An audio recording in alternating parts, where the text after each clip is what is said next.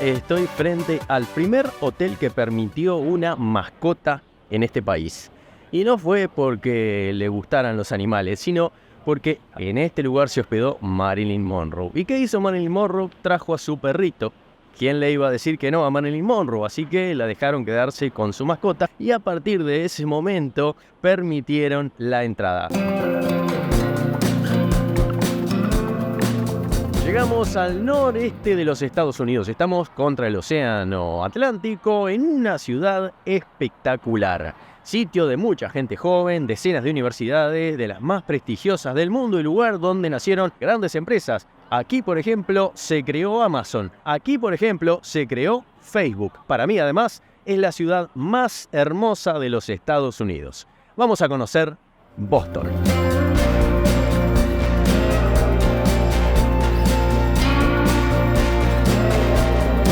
Para tener una idea de cómo se vive en esta ciudad, basta solamente recorrer las calles y ver lo que son los jardines de las casas.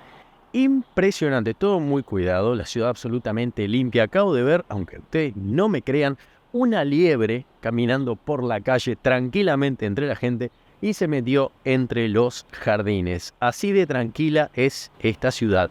Y esto que están viendo acá es una biblioteca. Dice, pequeña biblioteca gratis. Es para que la gente deje sus libros. Miren, estos son libros que uno puede tomar y llevarse a su casa para leer. Después puede devolverlos o puede traer los suyos y dejarlos para que otra persona los agarre y de esa manera compartan la lectura de forma gratuita. Y esto está en la calle, está frente a las casas, no tiene candado, por supuesto. Vean lo que es el diseño de abajo, es una pequeña casita igual a todas estas que son las tradicionales casas de estos barrios, construidas con una piedra de color bordeaux. Así se vive en esta ciudad de Boston. Yo no dejo de admirar los jardines, vean lo que sé. Bueno, si les gustan las plantas como a mí y la jardinería, estarían encantados de vivir en este lugar.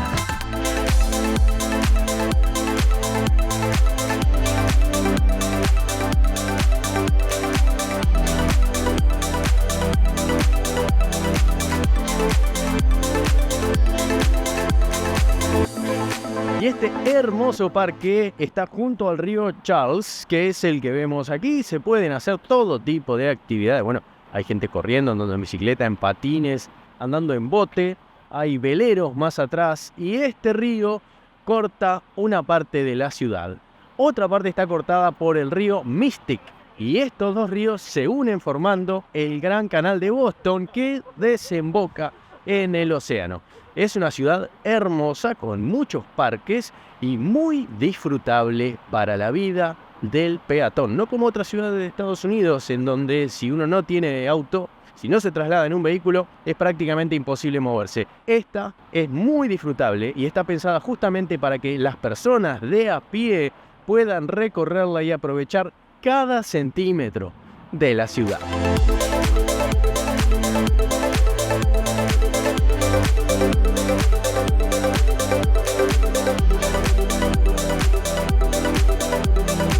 Vamos a cruzar del otro lado del pequeño canal y vamos a conocer el río Charles.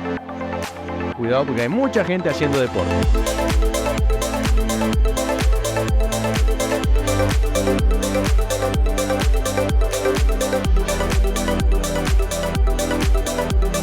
Y el parque se aprovecha para todo, para disfrutar de la vista. Es hermosa para hacer deporte y también para salir. Hay muchos lugares como este, en el medio del bosque, digámoslo así, se arman como fiestas o pequeños patios donde la gente viene a comer, a tomar cerveza y a disfrutar del ambiente que es impresionante. Muy linda esta ciudad, me encanta esta ciudad de Boston. La recomiendo si alguien se quiere venir a vivir, venga en verano, porque en invierno hace mucho frío. Y yo me había sorprendido porque había visto una liebre caminando entre las casas. Miren esto, cientos, no sé si no miles de gansos que están viviendo libremente aquí en el parque junto al río. Gansos y todo tipo de animales, ¿eh? Es impresionante cómo conviven entre la gente en el medio de la ciudad. Esto da la pauta de lo tranquilos que están y de que las personas los cuidan y no se meten con ellos.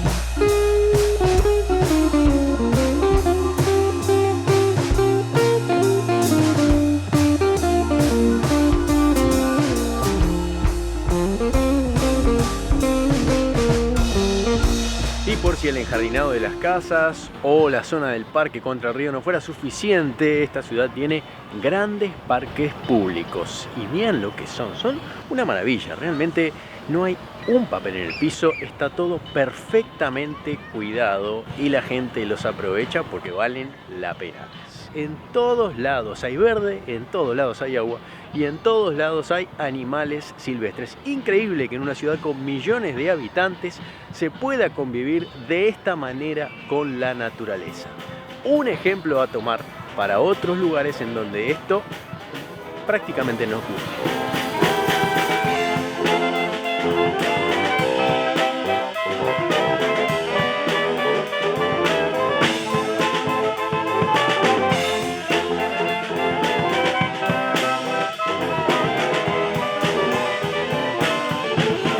Ciudad universitaria permanentemente encontramos estudiantes por todas partes, en especial en los parques.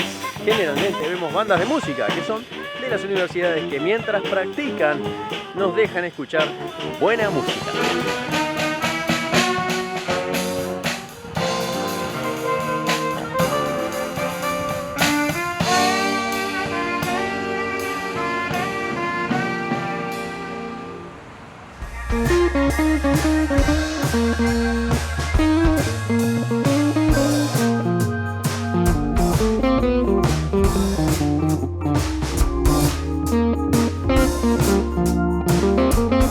El lugar en donde estoy parado ahora, que es el sitio histórico más importante de la ciudad, por los edificios que tenemos alrededor y ahora los vamos a ver. Al fondo la biblioteca y ya vamos a hablar de eso. Pero este lugar es muy ventoso. De hecho, Boston es la capital más ventosa de los Estados Unidos. Este lugar, cuando llegaron los primeros exploradores allá por el siglo XVII y comenzaron a delinear y construir la ciudad, era un pantano. De hecho, todo esto es relleno, 20 kilómetros cuadrados de relleno en esta zona para construir la ciudad. Se construyó una vía férrea a 20 kilómetros de aquí, trajeron la tierra y en este lugar había 3 colinas, de las cuales hoy solo queda una porque las otras 2 fueron arrasadas justamente para rellenar estos 20 kilómetros. Y en este pantano, donde hoy estamos parados, empezó a surgir la ciudad.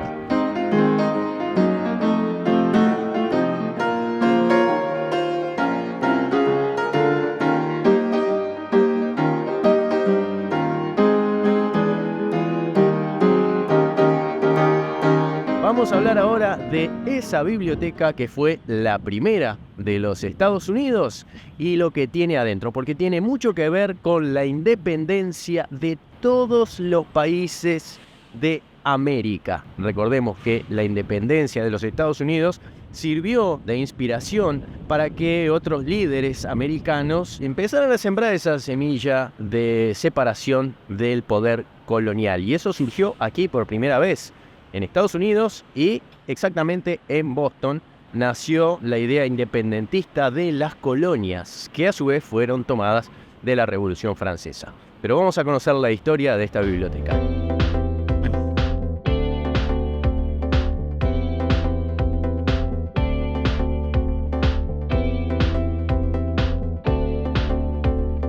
En esta biblioteca se guardan cartas y otros documentos que fueron enviados y recibidos, correspondencia entre las principales personas que luego fueron los líderes de la independencia en diferentes países. Bolívar, O'Higgins, San Martín, inspirados justamente en la independencia de este país. En este lugar, los que llegaron pertenecían a la francmasonería, eran masones. La logia masónica de esta ciudad es la que lidera después el nacimiento de otras logias masónicas en el resto de América. De hecho, todos los líderes de las revoluciones que luego se transformaron en próceres de los diferentes países que fueron surgiendo después de la independencia colonial eran masones. Bolívar, O'Higgins, San Martín, Artigas, y de ahí todos eran pertenecientes a estas logias que tomaron esas ideas independentistas y de libertad, como decíamos, primero de la Revolución Francesa y luego de un ejemplo concreto y práctico que fue la independencia de este país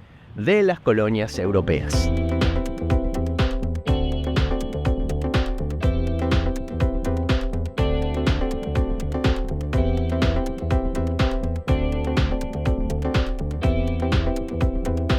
Esta es la iglesia de la Trinidad, construida también sobre el antiguo pantano. ¿Cómo hicieron para construir un edificio tan grande hecho de granito rojo, de piedra muy pesado sobre un pantano? Bueno, enterraron miles de árboles, pilotes de madera sobre el barro, más bien dentro del barro, porque de esa manera el oxígeno no llega a la madera y se termina petrificando. Se convierte prácticamente en un pilar de piedra. Si no estuvieran enterrados en el barro, estos pilares se pudrirían y el edificio se hundiría. De esa forma funciona también la ciudad de Venecia, de esa forma funciona también la ciudad de San Petersburgo o varias ciudades antiguas holandesas. Millones de árboles y bosques enteros fueron cortados para la construcción de edificios en diferentes partes del mundo, construidos sobre pantanos. Es impresionante lo que puede lograr el ser humano para expandirse y para conquistar nuevos territorios cuando no los tiene. Y eso fue lo que pasó exactamente aquí, en este lugar de la ciudad de Boston.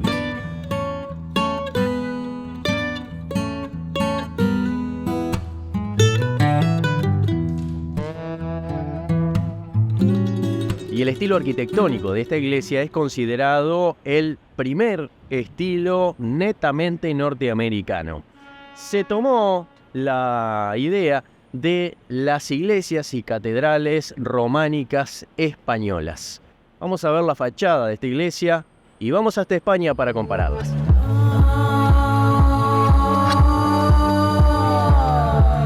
Hasta el siglo XV, España estaba dividida en diferentes reinos. Los dos más importantes, Castilla y Aragón, se unieron en 1469, cuando Isabel de Castilla y Fernando de Aragón se casaron, y esto contribuyó a la expansión del reino, la expulsión de los musulmanes en 1492, la conquista de América y la creación de un imperio que comprendía América del Sur, América Central, el Caribe, áreas de América del Norte, las Filipinas, partes de África y la India. Y el dominio de todos estos territorios estaba centralizado en este lugar.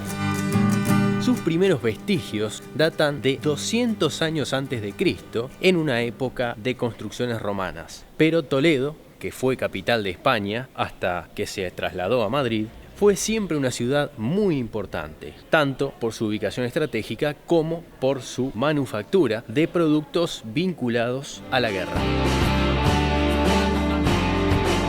La Iglesia Católica siempre tuvo mucha influencia en los reyes y sobre todo en el poder que ejercía España, no solamente en su territorio, sino en todas sus colonias. Desde Toledo, cuando era capital, se irradiaba esta influencia de poder y eso se reflejaba en los edificios y en las iglesias, con un estilo que iba variando de acuerdo a las épocas. En este caso estamos frente a una catedral que muchos afirman es la más espectacular de todas las construidas en el mundo, por la definición de sus detalles, que son increíbles, y además es una de las decenas de iglesias que hay en esta pequeña ciudad antigua de Toledo, lo que da una idea del poder que ejercía la Iglesia Católica en este lugar.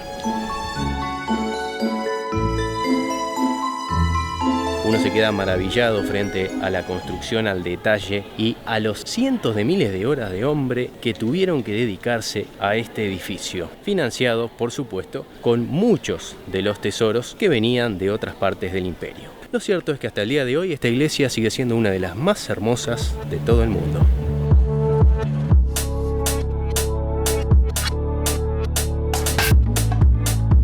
Y de este lado vemos el reflejo de la antigua iglesia en un edificio moderno, de vidrio. De hecho, este es el edificio más alto de la ciudad de Boston, no se permite mayor altura y está todo hecho de vidrio. El arquitecto que construyó este edificio es Pei, el mismo que construyó la pirámide que está frente al Museo del Louvre en Francia. Vamos a verla y ya volvemos.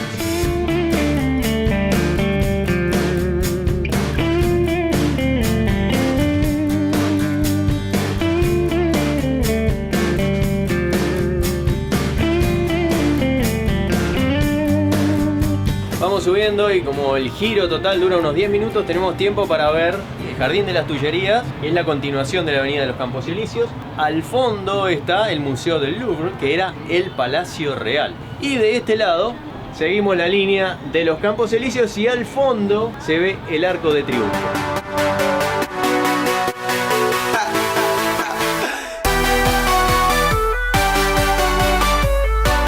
Llegando arriba de todo. ¡Ah, qué espectáculo! Acá se ve bien la línea de la avenida con el Museo del Louvre.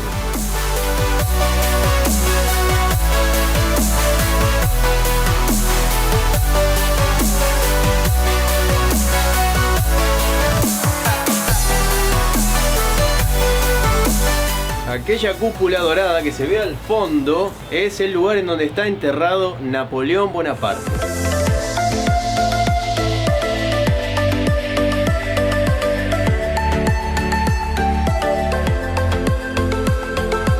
Al fondo se ve el Museo del Louvre, que era el palacio donde vivían los monarcas, y los jardines que están adelante eran los jardines del Palacio Real. El museo hoy tiene miles de obras de arte. De hecho, se considera como la caja fuerte del arte del mundo, y dicen que si nos detuviéramos a mirar cada obra solamente un minuto, necesitaríamos 6 meses para observar toda la colección.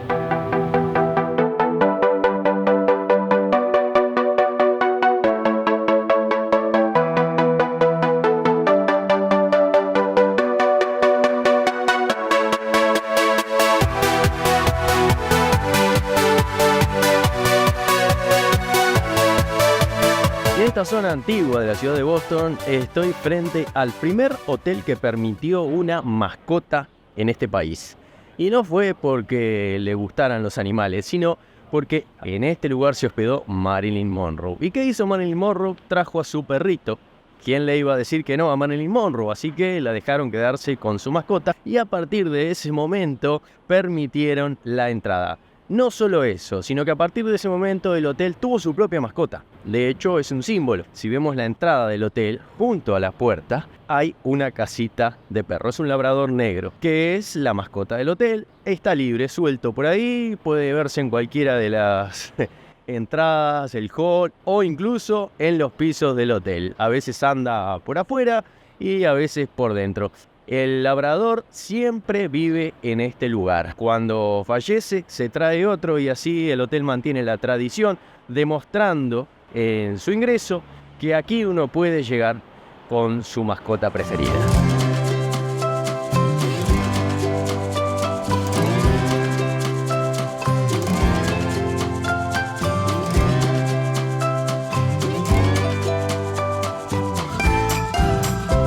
Y hay muchas cosas que uno puede aprender en un lugar si estudia y conoce un poco la historia y las anécdotas. No me he movido hasta ahora del sitio más antiguo de la plaza, frente a la iglesia, frente a la biblioteca, frente al Hotel Fairmont, donde estuvo Marilyn con su mascota. Y detrás mío tengo un símbolo. La maratón de Boston es una de las más importantes del mundo. De hecho, tiene más de 100 ediciones. Las únicas 2 veces que se suspendió fue durante la pandemia del COVID. Y en la maratón número 100 decidieron colocar 2 estatuas en este lugar como símbolo de los 2 corredores más famosos, la liebre y la tortuga. ¿No conoce esa fábula? Vaya y léala, porque es muy interesante. Le va a servir no solo a usted, sino a su familia, a sus hijos, para lecciones de vida que luego puede aplicar a lo largo del estudio, del trabajo, de las relaciones humanas. Es muy importante saber el significado de los monumentos y de los nombres de las calles y de las plazas, por ejemplo, que hay en las ciudades, porque todo hace referencia a algo importante en la historia. Y si conocemos la historia, también podemos analizar el presente y saber cómo actuar frente a situaciones que seguramente alguien ya pasó, solo que a veces nos olvidamos y por eso volvemos a repetir los mismos errores. Así que con la liebre y la tortuga dejamos esta zona histórica y seguimos recorriendo la ciudad de Boston.